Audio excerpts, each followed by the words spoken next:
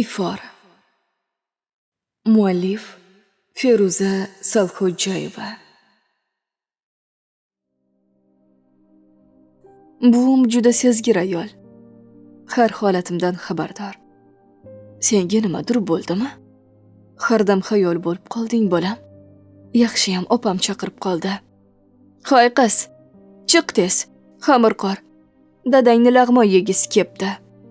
Xamirqorsam ham, yursam ham xayolimdan bir zum o'sha qiyofa ketmasdi. Qo'lini ko'ksiga qo'yib xayrlashgan yigit. Xamirni qattiqroq qorib, ko'p mushtladim. Opam qayla tayyorladilar. Men xamir yoydim. Buvimga o'z plitalarida shavla pishirib qo'ygandim. Iforxon chaqirdilar ichkaridan. Keyin derazani ura boshladilar. Qo'limdagi chovlini tashlab yugurib ketayotsam, opam baqirib qoldilar. Bitta ish qildirgani qo'ymaydi odamni. Shoshma, borasan. Bora qolay opa, tez qaytaman, deb yalindim. Jonimga tegdi shu kampir. Boraver. Qo'limdan chovlini tortib olib qozon yuzida ko'pirib, tepaga ko'tarilgan suv ichidan lag'mon xamirini suzib ola boshladi opam. Musharraf oyi, keldim. Nima yordam beray? Tuvakka yeta olmadim bolam. Seni ham qiynab qo'yadigan bo'ldim. Hech ham qiynalmayman oyi. Keling, kiyimlaringizni almashtirib qo'yaman. O'zim o'rgilay sendan. Bunchayam aqlli bo'lmasang, bunchayam mehribon bo'lmasang, fe'lingdan yorliqasin bolam. Buvim bechora kiyimlarni almashtirgunicha ko'p alqadi. Keyin qo'ltiq osti, ko'krak ostilarini namlatta bilan artib, chaqaloqlar upasini sepib, choyshablarni almashtirib qo'ydim. Boshini yostiqqa qo'ygan buvim yana uzoq duo qildilar. Baxting balag'ingdan oshib ketsin. Lag'mon yegim kelganda hech kim dasturxonga chaqirmadi. Buvimning shavlasiga sherik bo'ldim. Shira boylab pishibdi. Tuzlari ham normada. Buvim har safar ovqatimni maqtab yeydilar. Idish-tovoqlarimni yuvib bo'lgunimcha tun borliq uzra baxmal choyshab yoydi. Kitobimni qo'limga oldim-u, ammo buvimning oromini buzmaslik uchun chiroqni o'chirdim. Uyqum kelmas. Ko'z o'ngimdan birovning surati ketmasdi. Uydagilar meni uzoq yilga chet elga ketgan odamni qarshilagandek kutib oldilar. Oyim zanjabil qo'shib, limon choy damlagan, dadam qoshiqda asal tiqishtirgan. Qayerlarga borganim haqida qisqacha gapirgan bo'ldim, ammo baribir xayolim boshqa yoqlarda edi. Dada, oyi, bordi-yu, uylanadigan qizimning ismi Popuk bo'lsa-chi, rozi bo'larmidingiz? Mehribonlarim bir-biriga qarab oldi. So'ng kelishib olgandek, "Nima?" dedilar. "Nima emas, kim?" "Xo'sh, kim?" dedi oyim. "Popuk bo'lsa, popukda, mayli. Muhimi yaxshi inson bo'lsin", dedi dadam har doimgidek ko'tarinkilik bilan.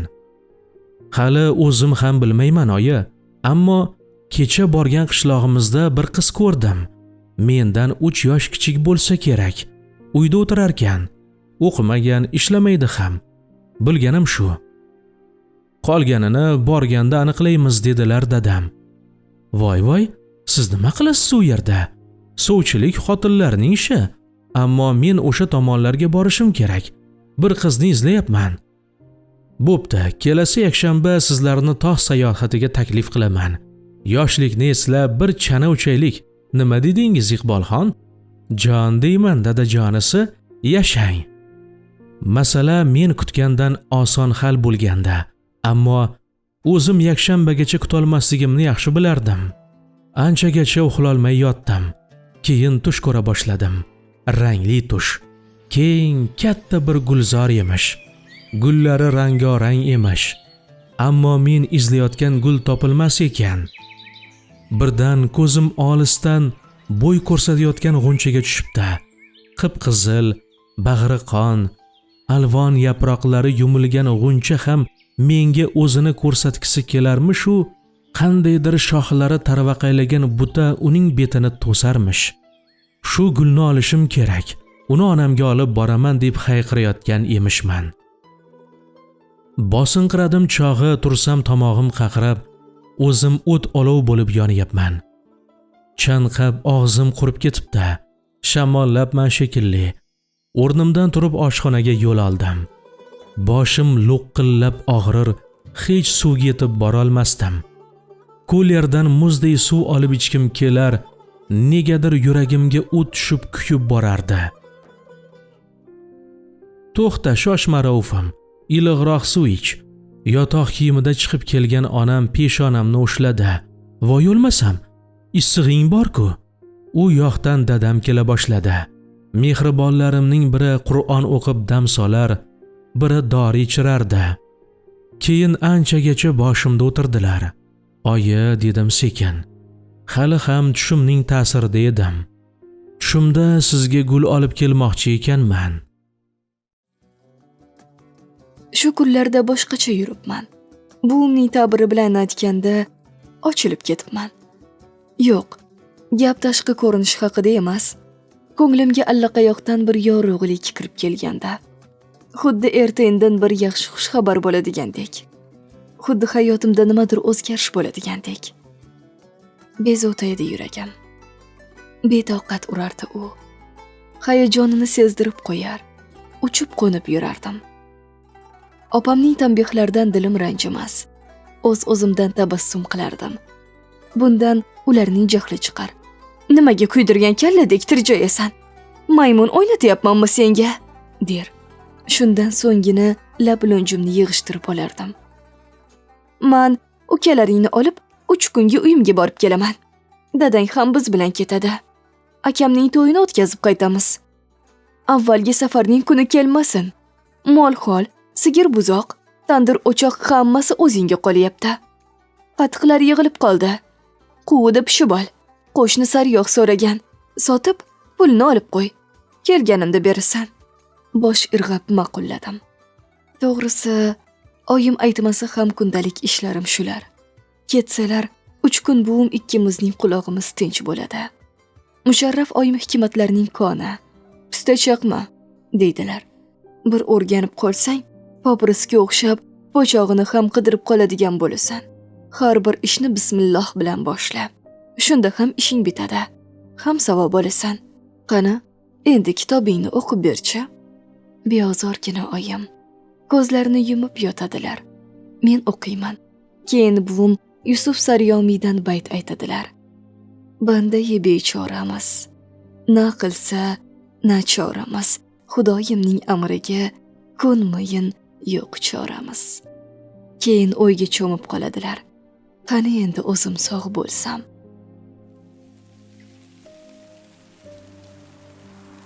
Yangi yil yaqinlashgani sari ham qishloqlarimning omadi yurishadi. Ko'plab dala hovli egalari yaxshigina daromad ishlab oladilar. Ayniqsa, bolalarning qishki ta'tilini poylab chiqqan ota-onalar quvonchini ko'rsangiz. Mahallamiz boshida tepalik bor. Chana sudrab chiqsangiz, kechgacha ham uyga kira olmay qolasiz. Biram zavqliki. Tomog'im og'rib yotib qoldim. Issig'im tushganiga 2 kun bo'lgan bo'lsa-da, onam ishga yubormayaptilar. Kasallik varaqasi ochtirishga majbur bo'ldim. Ertalab uydagilarni ishga jo'natgach, mashinamni qizdirishga qo'ydim. Ungacha kiyinib chiqdim. Uni, o'sha notanish qizni Oypopukni sog'ingandim. Toshkentda yomg'ir yog'ayotganda, yo'lda qorga aylandi. Bora-bora haqiqiy manzaraga kirib bordim. Mana o'sha sehrli, go'zal qishloq. Yuragim hayajondan titray boshladi, ammo uni qanday topaman?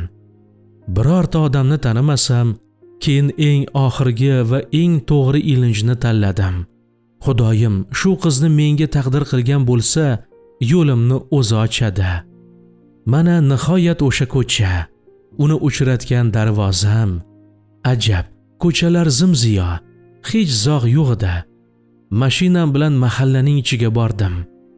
Ko'chaning oxiriga yetganimda chap tomonga qayrilish bor ekan. O'sha tomondan bolalarning shovqin suroni eshitila boshladi. Mana buni manzara desa bo'ladi. Baland tepalik ustida bolakaylar hayqirib yaxmalak o'char, keyin chanasini sudrab tepaga olib chiqar, so'ng hammasi qaytadan boshlanardi. Mashinamda tomosha qilib o'tirar ekanman, shundoq yonginamdan oq ro'molli qiz o'tib ketdi. Yo Xudoyim, bu o'sha qiz-ku. Titray boshladim. Mashinaning eshigini ochib tez tushdim-u, u yog'iga nima qilishni bilmay qoldim. Qiz esa tobora uzoqlashib borardi. Shunda qo'limga qoraldim. Yengil yumaloqlab qizga otdim. U esa orqasiga o'girildi. Norozi chimirilgan qoshlari bilan menga qaradi-yu, ko'zlari yonib ketgandek bo'ldi. Joyida to'xtab qoldi. Qor kechib oldiga oshiqdim. Yaxshimisiz, popuk? Axiri sizni topdim-a? Qiz bir lahza tikildi-yu, tabassum qildi. Assalomu alaykum. Chanada uchraymi? Voy, yo'q, uchmayman. O'zim shunchaki. U yog'iga gap topolmay qoldi qiz. Ismim Rauf. Meniki, siznikini bilaman. Popuk. Qiz kulib yubordi. Sizni Toshkentga olib ketaman. Men bilan ketasizmi? Hozirmi? Qo'rqib ketdi u. Yo'q, vaqti soati kelganda. Uning nim-pushti yuzlari olovlandi. Ko'zlarini yerga tikdi. Men boray, hamma qarayapti. Keyin javobimni kutmay tepalikka qarab ketdi. Mashina ichiga o'tirib olgancha uni qancha kuzatgan bo'lsam, shuncha vaqt qimir etmadi. U keldi. Meni izlab keldi. Olib ketgani keldi. O'sha kuni Musharraf oyimdan 1 soatga ruxsat olgancha, bolalar yaxmalak uchayotgan tepalikka qarab ketarkanman. Yuragim qandaydir hayajonda edi. Yigit ismimni Popuk deb o'ylabdi chog'i. Murod amakimlardan eshitib olgan bo'lsa kerak. Yelkamga yengilgina urilgan qordan ortimga o'girildim-u, o'z-o'zidan qalbimga quvonch kirib keldi. Bu o'sha yigit. Salomlashar ekan yana qo'lini ko'ksiga qo'ydi. Qaymoq rang olifta kurtkasi, boshidagi oppoq telpagi unga shunday yarashgan ediki, yuzimga tabassum yugurganini sezmay qoldim. Undan bir lahza ham uzoqlashgim kelmas. Bunga esa hayo yo'l bermasdi. Tepalik oldida turib ortga qaytsam, hali ketmagan ekan. Mashinasi ichidan atirgul shoxida o'tirgan qush surati solingan qog'oz xalta uzatdi. Bu sizga Toshkentdan sovg'a. Sovg'asini qanday oldim, uni qanday kuzatdim, yodimda yo'q. Esimda qolgani ertaga yana kelaman Popuk degani bo'ldi. Uyga hayajon bilan kirdim. Yuzim hayajondanmi, uydagi pechka taftidanmi qizib turar. Yuragim betoqat urar. Qog'oz qutini tezroq ochib ko'rgim kelardi. Eshikni ochishim bilan buvimning ovozi keldi. "Iforxon, keldingmi bolam? Tezroq kir, mazam bo'lmayapti." Sovg'amni shundoq sandiqning orqasiga tiqdim-u, Musharraf oyimning oldiga kirdim. "Nima bo'ldi, oyi? Qornim ochdi shekilli. Qaynatma sho'rvang pishganmikan?" Kastrulkaning og'zini ochsam, ovqatim tayyor bo'pti. Go'shtlari xil-xil, rangi biram tiniq. Chiroyli qilib suzib berdim. Terlab ichib oldi buvim. "Buva, Popuk nima degani?" Avvallari shirinliklarni Popuk derdik. Yangi kelin-kuyovlarning ustidan Popuk sochilardi. Birdan esimga tushib qoldi. Qog'oz xaltaning ichi shirinliklar bilan to'la edi. Negadir ko'zimga yosh kela boshladi.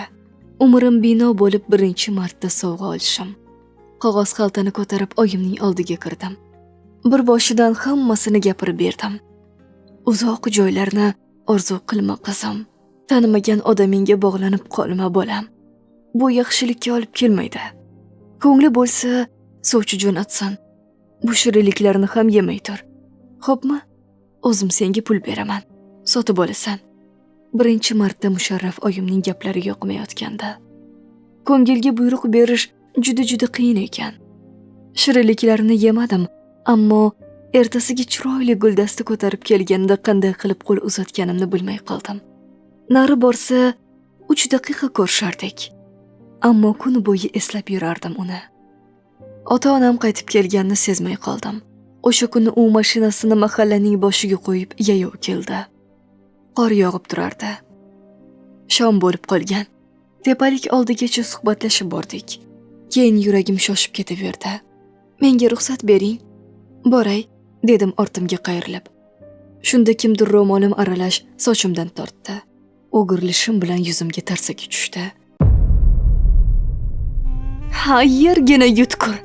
Buzuq, sharmanda. Opam. Ortidan dadam yetib keldi. Qo'yvor uni. Keyin o'zi Raufni mushtay ketdi. Yigit mushtlarga javob qaytarmas, ammo unga tegmanglar, popukka tegmang deb onamga yolvorardi. Opam urib xumordan chiqdi chog'i meni qorga itarib yubordi. So'ng boshimdagi ro'molimni yulqib qorga otgancha mahallani boshiga ko'tarib chinqirdi. Qarab tur. Sen buzuqni ertaga yoq bir xotin qo'ygan erkak topib berib yuboraman. Raufning chiroyli chakkasidan qon oqar. Ko'zlari bir zumda qisilib qolgan, ammo qo'li hamon ko'ksida edi. Oppoq qorda tomchi-tomchi qon izlari shundoq ko'rinib turar. Yigit bechora, "Kechiring meni, qizingizni rostdan yaxshi ko'raman", derdi. Opam meni turtib olib ketarkan, uyatdan, nomusdan boshimni ko'tara olmasdim. Sharmanda bo'ldim. Opam uyga jangda g'olib bo'lgan askardek kirib bordi. Meni to'g'ri buvimning oldiga sudrab kirarkan, bemehr ko'zlari chaqchab, g'alaba nashidasini sura boshladi. "Mana, tarbiyalagan qizingiz. Ko'chadan yigitining quchog'idan sug'urib olib keldim", dedi baqirib. "Yolg'on. Oyi, ishonmang. U yigit qo'limni ham ushlagani yo'q." Cho'k tushib yig'lab yubordim. "Oyi", dedi opam buvimga qarab. "Endi mening ishimga aralashmang. Bu buzuq bilan endi o'zim shug'ullanaman." Opam gapirib xumordan chiqdimi, oxiri ketdi. Anchagacha yig'lab o'tirdim. Keyin birdan esimga tushib qoldi. "Oyi, ro'molim qolib ketdi. Bosh ko'zingdan sadaqa bo'lam." Ajab, shuncha kaltak yeb og'riq sezmadim. Faqat popuk shunaqayam vahshiyona bo'ladimi? Qutqaray deyman, qani otasining changalidan chiqib keta olsam. Popukning buloqdek tiniq ko'zlaridan oqayotgan yoshlar yurak bag'rimni o'rtab yubordi. Qani shu qiz to abad meniki bo'lsa-yu, mashinamga o'tkazib olib ketsam, ko'z yoshlarni artsam, bir zum xo'rlatib qo'ymasam, sho'rtang tomchilar labimga sizib kela boshladi. Yig'layapmanmi? Qor ustida cho'kkalagancha shularni o'yladim. Ro'moli tushib qolibdi. Qo'limga olib mashinamga qarab yurdim. Atrof qop-qorong'i, qor to'xtagan, achchiq sovuq yuzlarimni achishtirardi. Mashinamga o'tirishim bilan isitgichni yoqdim. O'rindiqqa suyangancha ko'zlarimni yumdim. Bola bo'lib hech kimdan kaltak yemagandim. Boya onasi yulqilab uloqtirgan oppoq ro'mol qo'limda.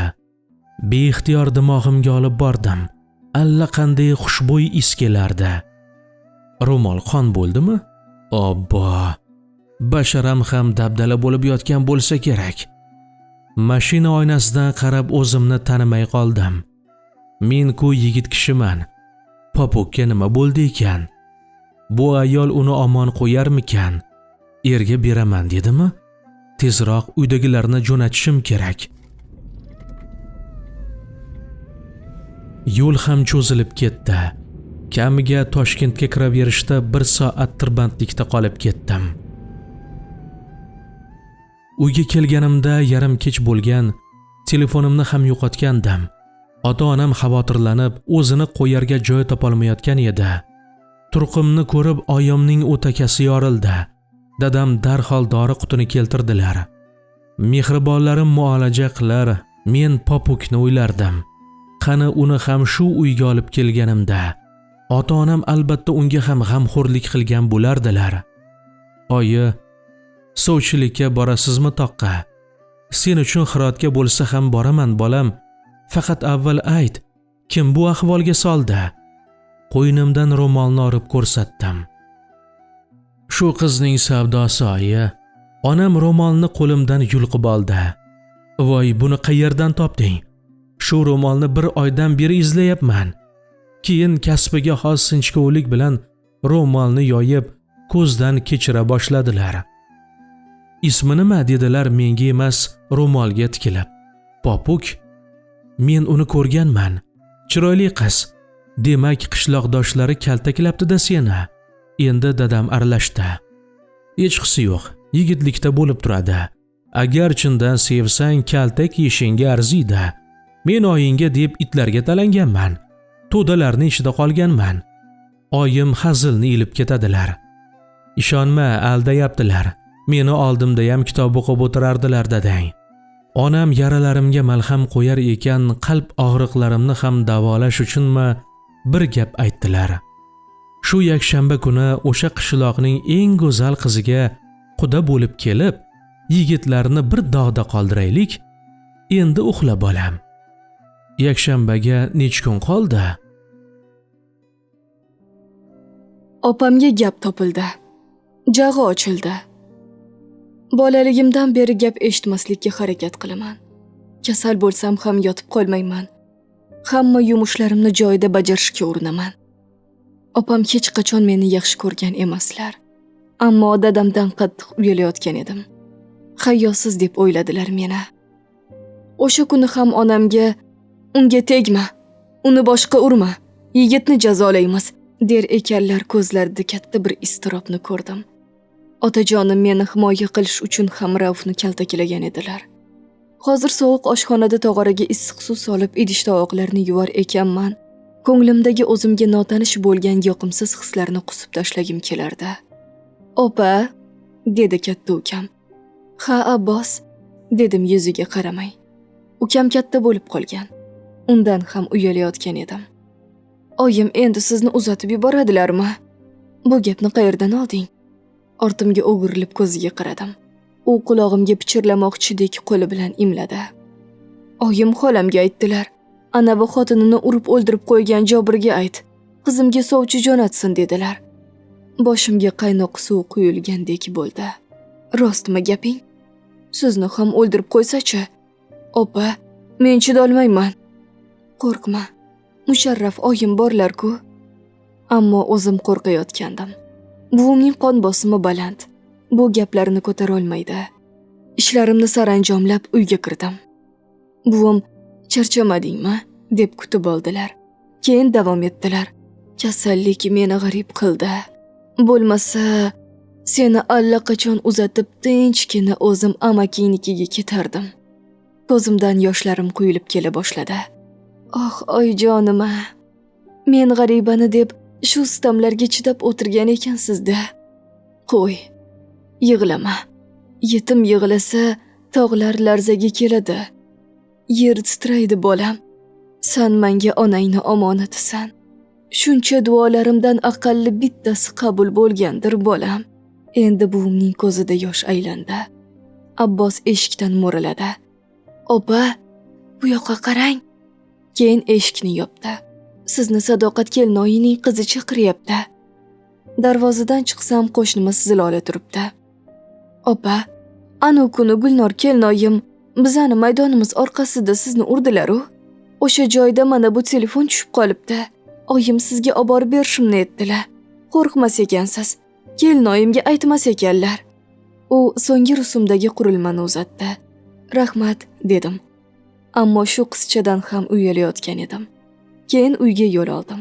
Mana 2 kundan beri undan darak bo'lmayotgan. Baribir xavotir olayotgandim. Abbos to'g'ri aytgan ekan. Uyimizga sovchi keldi.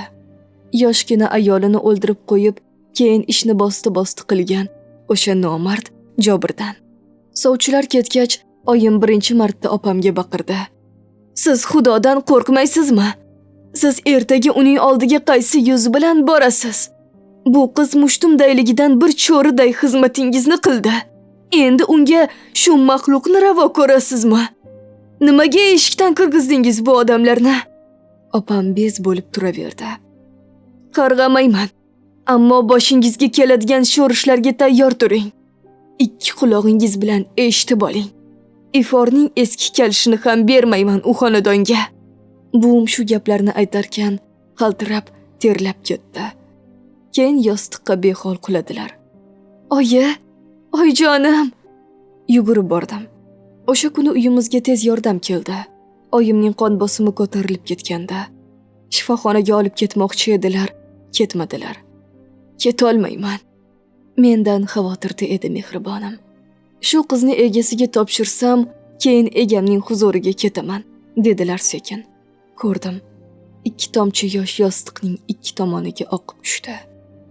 Raufning telefoni o'chib qolgan ekan. Silab siypab olib qo'ydim. Ertalab bozorga tushdim. Oq yoqqa qorilgan katta-katta patirlardan 10 tasini sotib oldim. 4 kilo yaxshi shokolad xarid qildim. 2 kiyim yaxshi mato olib uyga keldim. Xo'jayinimning mashinasiga o'tirib yo'lga tushdik. Negadir yuragim g'ash edi. Dadasi, yuragim boshqacha bo'lib turibdi-da, dedim yo'lda ketar ekanmiz. Notanish odamlarda, shuning uchun bo'lsa kerak. Xavotir olma. Yo'l bo'yi ikkimiz ham jim ketdik. Mening kayfiyatim turmush o'rtog'imga ham yuqqan edi. Rauf bergan manzil bo'yicha qiynalmay topib bordik. Jigarrang darvoza tagidagi qor ancha joygacha kuralgan edi. Eshikni taqillatishimiz bilan 13 yoshlar chamasi bir bola darvozasini ochdi. Hurkak nigohda salom berdi. Va alaykum assalom, polvon. Uyda kim bor? Oyim, opam. Oyingni chaqir. Birozdan so'ng chimirlaverganidan bo'lsa kerak, 2 qoshining o'rtasiga chiziq tushgan. Yuzidan zahar tomib turgan. Boshiga sariq ro'mol o'rab, egniga qo'ng'ir qalin nimcha kiygan. O'rtacha gavdalik ayol ko'rindi. Qo'rqib erimga qaradim. Assalomu alaykum singlim, dedi xo'jayinim ko'tarinkeligi bilan. Toshkentdan mehmon qabul qilasizlarmi? Keyin yukxonadan sovg'a salomlarini tushira boshladilar. Ayol men bilan ming'irlab ko'rishgan bo'ldi. Xo'jayinim iltifot kutib o'tirmay darvozadan kirib ketdilar. Noiloj ayol meni ham taklif qildi. Kiring. Hovli eski uslubdagi uylardan iborat edi. Daraxtlar ko'p, yeri kattagina. Bizni pechka gurillab yonib turgan uyga olib kirdilar. Xontaxta atrofidagi ko'rpachalar ozoda, pardalar ham oddiy bo'lsa-da toza. Uyda qandaydir saranjomlik bor edi. Dasturxonga Fotiha o'qildi. Biz qizingizning qo'lini so'rab keldik, dedim sekin. Ayol gapim tugamasdan javob qildi. Iforning egasi bor. Bir joyga va'dalashib qo'ydik. Ifor? Baravar hayqirib yubordik dadasi ikkalamiz. Qizingizning ismi Iformi? Sizlar kimga keldinglar o'zi? Ha, bitta qizimiz bor. Ismi Ifor. Bizga popuk deyishganda. Ha, mahalladagilar shunday chaqiradi. Laqabi popuk. Ayol ensasi qotib gapirdi. Men esa titrashni boshladim. Xo'jayiningiz bilan gaplashsam bo'ladimi? Erim har doimgidek madaniyatli edi. Ishga ketgan, dedi sariq ro'mollik ayol chaqchayib. Qizni baribir sizlarga bermaymiz. Birovga va'dalashganmiz. Keyin bu yaramasning rosa hunari oshib ketdi. Tezroq egasiga berib tinchimasam, qishloqda bosh ko'tarib yura olmay qoldik. Iforni ko'rsam maylimi? Zo'rg'a chiqdi ovozim. Sezib turibman. Bu mening Iforim. Tushlarimda ko'rib chiqqan qizim. Bermaganimdan keyin ko'rib nima qilasiz? Ayol gap tamom degandek o'rnidan turdi. Men esa qimirlamadim. Yo'q, bunday ketolmayman. Bu yerda boshqa bir sir bor. Men qizingizni ko'rishim kerak. Mayli, bermasangiz ham bir marta gaplashay. Ayol betoqatlanar. Ichkaridan kimningdir Gulnor deb chaqirgani qulog'imga chalingandek bo'ldi. Yo'q, Gulanor ekan. Bu safar aniq-tiniq eshitdim. Nonlaringizni ham olib keting. Boshqa kelmanglar. Noiloj o'rnimdan turdim. Zilzambildek gavdamni ko'tara olmasdim. Yo'q, bu narsalar sizga. Qaytib olib ketmayman. Ayolning qo'lini qaytarib hovliga tushdik. Uyning devori yoqalab ketarkanmiz kimdirjon holatda deraza taqillatayotganini ko'rib qoldim. Yaqinlashdim. Ro'moli yelkasiga tushib qolgan rangpar bir kampir meni uyga imlab chorlayotgan edi. Ortimga qaytdim. Uchib kirdim. Aylanay sizdan. Iforimga xaridor bo'lgan go'zal qalbingizdan o'rgilay. Iforimni so'ragan tilingizga shakar bolam. Nurli yuzlaringizga qurbon bo'lay. Oyi! Ortimdan sariq ro'molli ayol o'qrayib turar. Nazarimda kampir undan qo'rqardi. Shundanmi shoshib gapirdi. Ifor yaxshi qiz, tilla qiz. Kelin qilsangiz baraka topasiz. Olib keting qizimni. Yetimning boshini silagan odam bilan payg'ambarim alayhissalom jannatda qo'shni bo'laman deganlar. Shu yetimchaning boshini silang. Ko'rayapsiz, men bir kasal ayolman. Esini taniganidan beri xizmatimda shu nevaram. Desam boshimda o'tirib oladi. Osh-ovqatim, kirchirim, hatto tuvagim shuning bo'yniga. Onasi shuginani tug'di-yu, yorug' dunyoni tark etdi. Shu omonatginamni egasiga topshirsam, men ham oyoq qo'limni bemalol uzatib ketardim. Sepi yo'q demang. Yetsa molim, yetmasa jonim. Kampir charchab qoldi. Onajon, iforni ko'rsam bo'ladimi? Ko'z yoshlar aro hiqillab gapirdim. Iforxon, chiq bolam. Uyalib shkafga kirib ketuvdi. Shundoq yonimdagi kiyim javonidan bir pari chiqib keldi. Qayrilma kipriklari nam, ko'zlarini yosh yuvgan novdadek qiz. Salom berdi yerga qarab.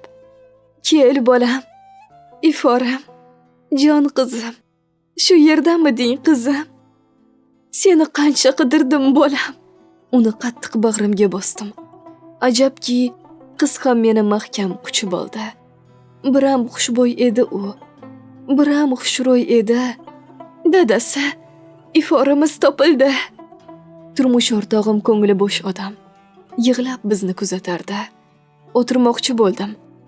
Ifor, mening iforim ziyrak edi. Chaqqon turib, sandiq ustidagi ko'rpachalardan birini soldi. Keyin o'zi xonani tark etdi. Onajon, men farzand dog'ini ko'rgan ayolman. Qizalog'imni yerga berganmas. Ismi Ifor edi. Qizingizni o'g'limga bering. Uni bolam deb qabul qilaman dedim. Kampirning qon bosimi oshdi chog'i, yanoqlari qizara boshladi. Iforni o'zini bersangiz bo'ldi. Boshqa hech narsa kerakmas. Ismi Sepi bo'lsin. Malikalardek olib yuraman. Menga ishoning. Keyin yugurib boya o'tirgan xonamizga kirdim. O'zim keltirgan patir bilan bitta qadoqlangan qutidagi konfetni olib kirdim. Patirni ushating. Yoshlar baxtli bo'lsin. Shu choq eshikda yana bir kishi ko'rindi. Aftidan Iforning otasi edi. Sakrab o'rnimdan turdim. Bolam, dedi buvi. Qizingni asl egasi keldi. Non ushat. Fotiha qilamiz bolam. Erkak indamay kelib ikkita nonni qo'shib sindirdi. Keyin boshini ko'tardi. Qiz sizniki, oyi. Nima desangiz, shu. Ko'zida yosh bor edi erkakning. Keyin yelkasi silkinib yig'lab yubordi. Qani quda, bir ko'rishib qo'yaylik endi. Assalomu alaykum. Quchoq ochib kelardi erim. Iforning dadasi ham ko'rishmoqqa oshiqdi. Gulanor baribir jim turolmadi. Men boqqanlarimga noroziman. Yetim qo'zi asrasang, og'zi burning moy bo'lar. Yetim bola asrasang, og'zi burning qon bo'lar deganlari shumi? Kampir zo'rg'a nafas olib gapirdi. Unday demang bolam. Shu qizgini 3 ta o'g'lingizni yelkasida opichib katta qilib berdi. Shu kungacha xizmatingizda turdi. Undan ko'ra duo qiling. Mashinaga o'tirib xayrlashar ekanmiz. Boya bizga eshik ochgan bola yugurib yonimga keldi. Xola, mana bu telefon o'g'lingizniki ekan. Ifor opam berib yubordilar. To'xta, opangning telefoni bormi? Yo'q degandek bosh chayqadi u. Mashinamdan quvvat ulagichni oldim-da bolakayga telefon ikkisini qo'shib topshirdim. Iforga ber. Kechqurun Rauf qo'ng'iroq qiladi. Bizni Iforning dadasi kuzatib qoldi. Erim qudasi bilan apoq-chapoq bo'lib ulgurgan edi. Bo'pti Said aka, Toshkentga chaqiraman. Do'ppidek osh qilib bir otamlashamiz, aka. Yo'lda ketar ekanmiz, yig'idan o'zimni to'xtata olmasdim. Bechora bolam, qanday yashadi bu ayol bilan? Dadasi, yetimlarni xo'rlaydigan onalar faqat ertaklarda bo'ladi deb o'ylardim. Ertaklarda ham haqiqat bo'ladi-da onasi. Yorilgan tosh, yorilgan. Men onamni ko'rayin. Didoriga to'yayinmidi? Yo'l bo'yi quvonchdan dam kulib, dam yig'lab bordim. Ona mehri shunaqa bo'lar ekan-da. Ona bag'ri shu qadar issiq, yoqimli bo'lar ekan-da. Shuncha kundan beri vujudimni bosib yotgan toshni bitta quchoq eritib yubordi-ya. Ayolning ko'z yoshlari yuzimni kuydirdi. Hammasi juda tez bo'ldi. Judayam. Kechagina qo'rqinchli tush ko'rayotgandim. Ayolini kaltaklayotgan erkakning qo'rqinchli nigohlari qadamimni ta'qib qilayotgandek edi. Keyin Raufning beg'ubor, samimiy qarashlari, olifta kiyimlari ko'z oldimga kelar. Ko'nglimga bir tola umid nur bo'lib kirib borar. Qalbimning eng qorong'u burchaklarini ham yoritib yuborardi. Raufning ota-onasi kelganini yuragim sezdi. Shundoq yondoshxonada buvim bilan ularning suhbatini eshitib turarkanman, ko'ksimda nimadir potirlab turardi. Judayam madaniyatli edi ular, xuddi o'g'lidek. Ismimdan ajablanib qolganlaridan hayratda edim. Javonning ichidan chiqqanimda shunchalik uyaldimki, ayol bag'riga bosganida esa o'pkamni bosolmay qoldim. Opam rosa jazavaga tushdi. Menga endi farqi yo'q edi. Dadam qayoqqadir chiqib ketgan. Opam gapirib, qarg'ab ish qilardilar. Raufning telefoni endi meniki edi. Quvvatini to'ldirishga qo'yib, buvimning yoniga kirdim. Dorilarni berdim. Ovqat ichasizmi, oyi? Guruch xo'rda qilib berasammi? Buvimning ta'biri bilan aytganda sakrab turdim. Qadrdon plitamda 2 qoshiq guruchni biroz qovurib, picha tuz sepdim. Keyin suv quydim. Qaynab guruchi pishdi. Issiqligida qatiq aralashtirib buvimga keltirdim. Duo qilib ichdilar. Alqab ichdilar. Aqlli qizim, dono qizim, baxting bo'yingdan baland bo'lsin. Endi boshing boylandi bolam. Qushing muborak bo'lsin. Ko'p yillar davru davron suringlar. Duolari go'zal edi buvimning. Duolari ijobat edi mehribonimning. Telefon quvvati to'libdi. Yoqdim. Endi u yoq bu yog'ini aylantirayotgan edim hamki, qo'ng'iroq bo'ldi. Bildim. Bu o'sha. Labbay. Iforam. Yaxshimisan? Assalomu alaykum. Oyimni nima qilib sehrlab qo'yding? Seni yana ko'rgilari kelyapti. Siz-chi? Jur'at qilib so'radim. Uchib borardim-u, dadang basharamni dabdala qilib qo'ydilar-da. Kechiring, iltimos. O'sha kuni tonggacha suhbat qurdik. Rauf akam aytganlaridek oylari ertasiga yetib keldi. Keltirgan sovg'a salomlarni ko'rib opamning rangi o'chib ketdi. Keyin o'lchamlarimni olib ketdi. Kechqurun sigir sog'ish uchun Abbosni yordamga chaqirdim. Buzoqni ushlab turadi.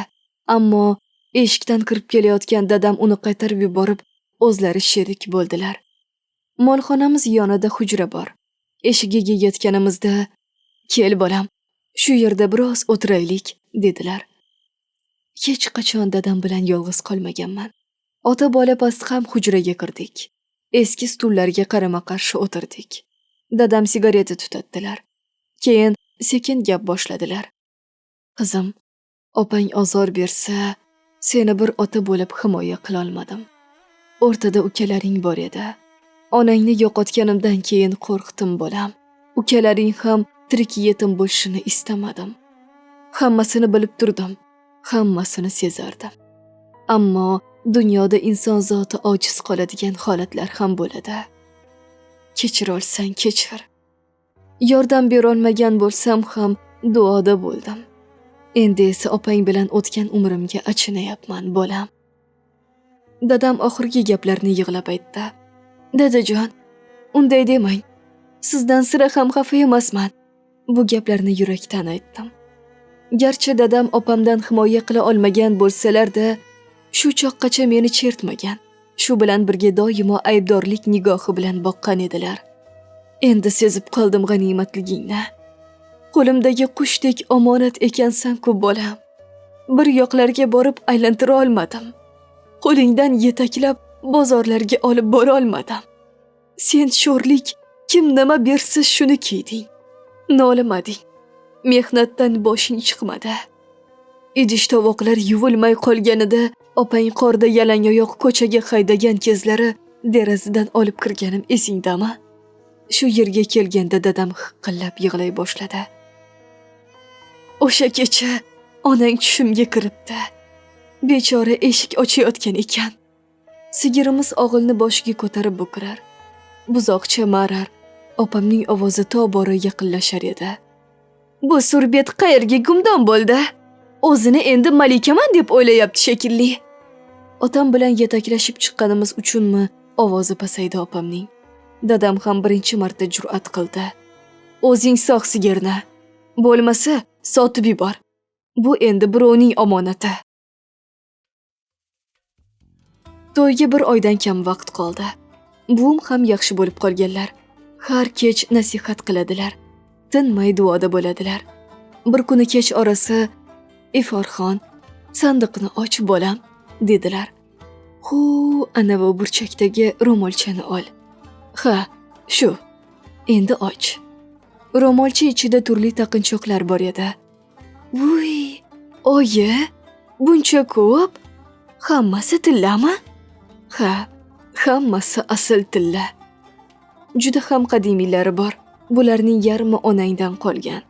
Yarmisi mendan senga sovg'a bolam. Biram xursand bo'lib ketdim. Rahmat oyi. Bolam, to'yingni o'tkazib, men ham amakingnikiga ketaman. Kelganlaringda meni ham yo'qlab tur. Sen 19 yillik hamrohimsan. Hech qaysi nevaramga senchalik muhabbat qo'ymadim. O'lsam, Qur'on o'qib eslab qo'y. Xo'pmi? Siz nima qilardim oyi? Baxtimga ko'p yashang. Qaynona qaynotang iymonli odamlar ekan. Bir yetim qizga shuncha muruvvat.